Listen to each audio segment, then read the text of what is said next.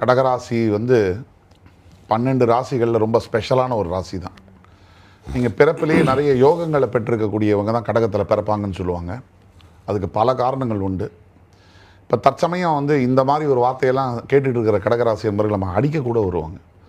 ஏன்னா கடகராசியில் வந்து என்னையா நான் அஷ்டம சனியில் எல்லாத்தையுமே முடிஞ்சு போச்சு, கேம் ஓவர் அப்படின்னு நாங்கள் வந்து தெருவுக்கே ஆல்மோஸ்ட் வந்துட்டோம். ஆனால் நீ வந்து என்னமோ யோகம் அதெல்லாம் சொல்கிறீங்களே அப்படிம்பா.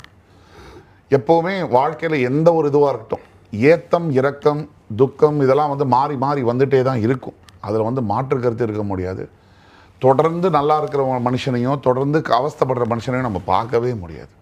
அந்த விதத்தில் அஷ்டம சனி வந்து முடிய போகிறதுங்கிறது மிகப்பெரிய ஒரு ரிலீஃப் அப்படின்னு தான் நம்ம சொல்லணும். பணத்தை கையாளுறதுலையும் செலவழிக்கிறதுலையுமே கவனமாக இருக்கணும்.